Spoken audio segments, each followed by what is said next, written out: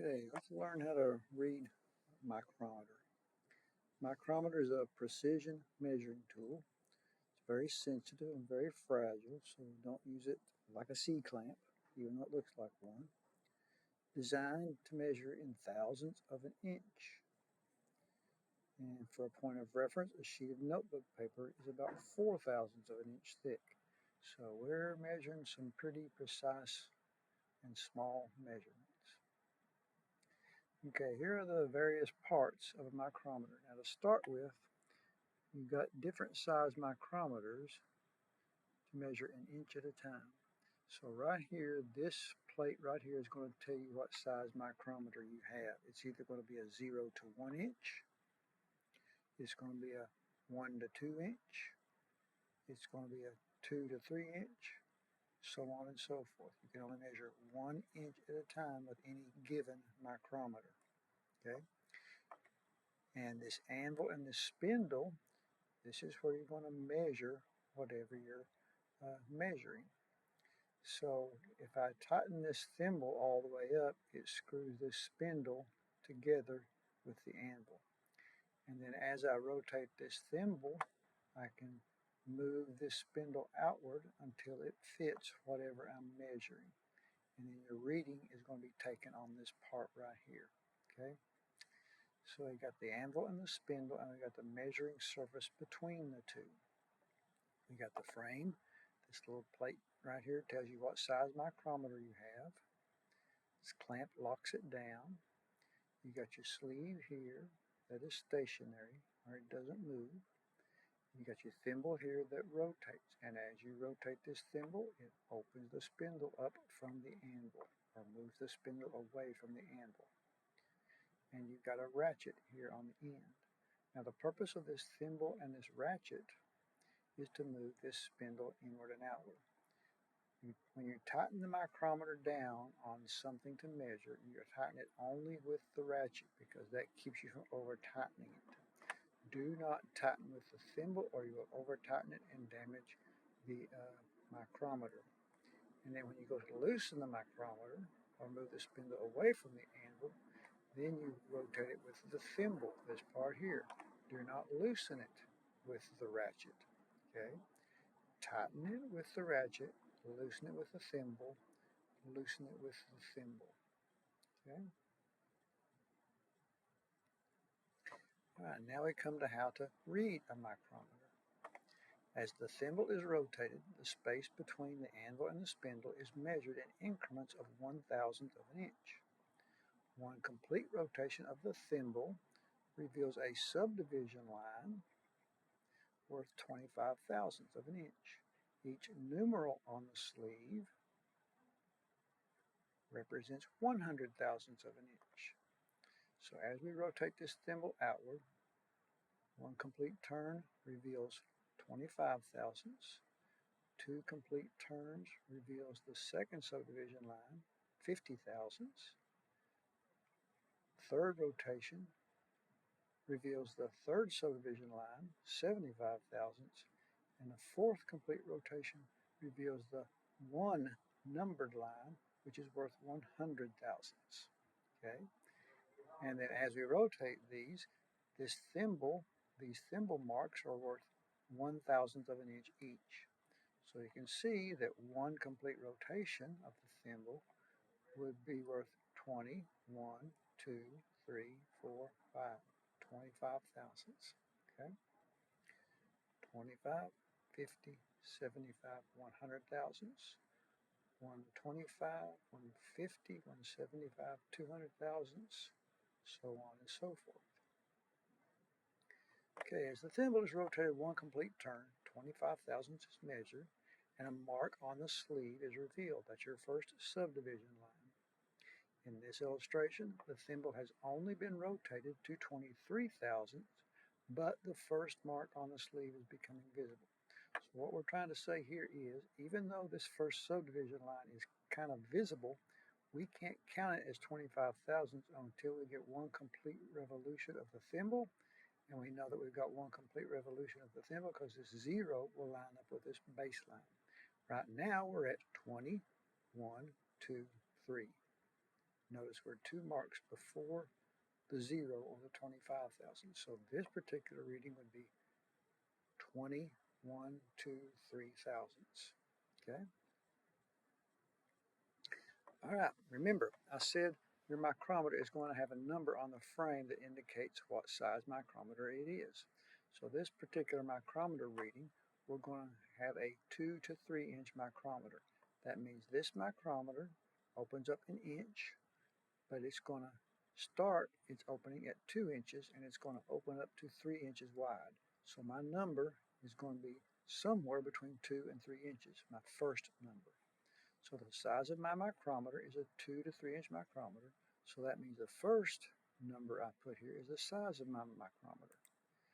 And that's going to be a 2. 2 to 3 inch micrometer. First number, 2 inches. Okay.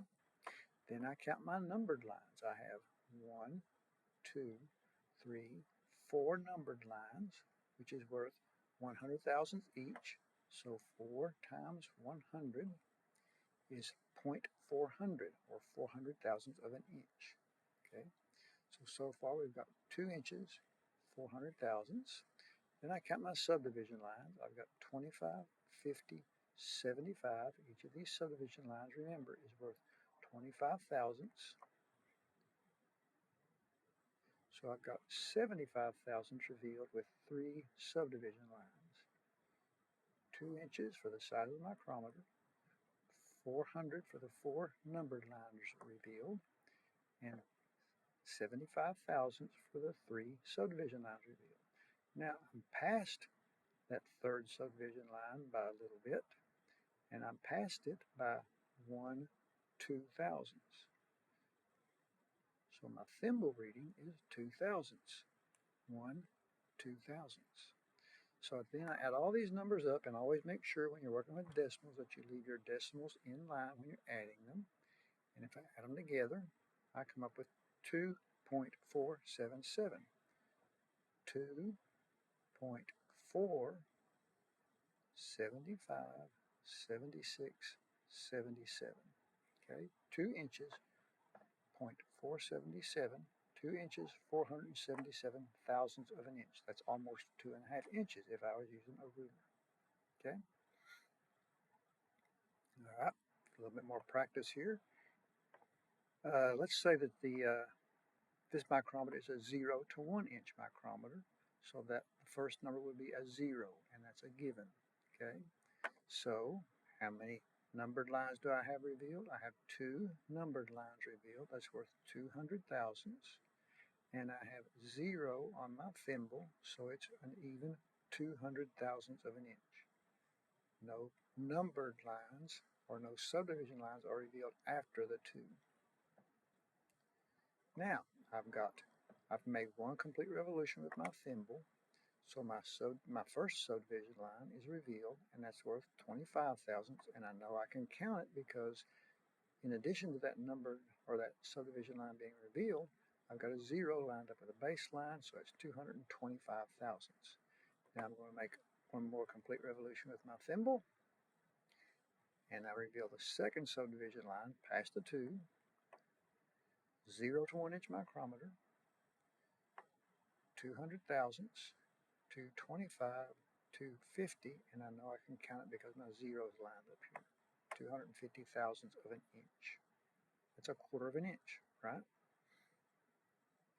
All right, now I've got 0 to 1 inch micrometer, 0 for my first number, 200 thousandths, 1, 2, 3 subdivision lines. I can count it because my 0 is lined up here.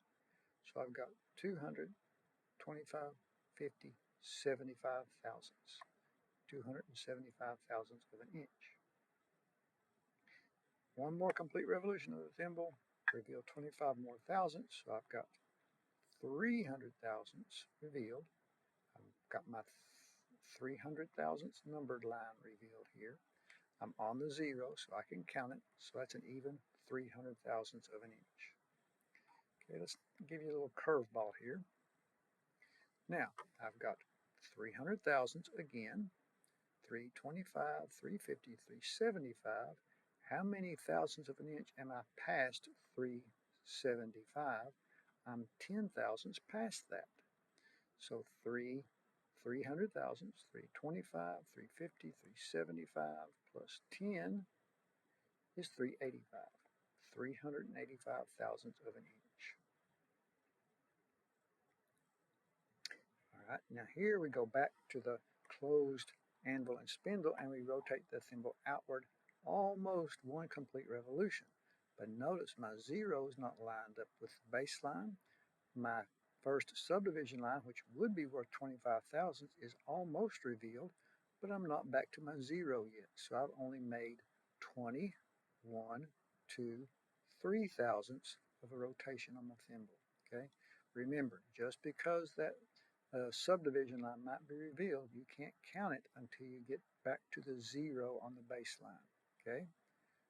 20, 1, 2, 3 thousandths of an inch. And by the same in a similar manner, I've got the first numbered line revealed, which is worth 100 thousandths. I can see the second subdivision line in addition to the 100 thousandths, but I can't count it yet because I'm not back to the zero. So I've got 100 thousandths, 120, 21, 22, 23 for 0.123 inches, or 123 thousandths of an inch. Okay. All right, one more practice here. How many numbered lines do I have? I've got 5 of them. So I've got 0.5 or 500 thousandths. I've got one subdivision line revealed for 25 thousandths. Plus I've got 17 thousandths revealed after the first subdivision line. So 525 plus 17 would be 542, or I can do it a different way. I can say 525 plus 10 is 35, 40, 41, 42. 0.542 or 542 thousandths of an inch. Okay? Hope that gives you a pretty good idea of how to read a micrometer. If you have any questions, be sure you ask me, and I'll help you to the best of my ability. Thank you all for watching.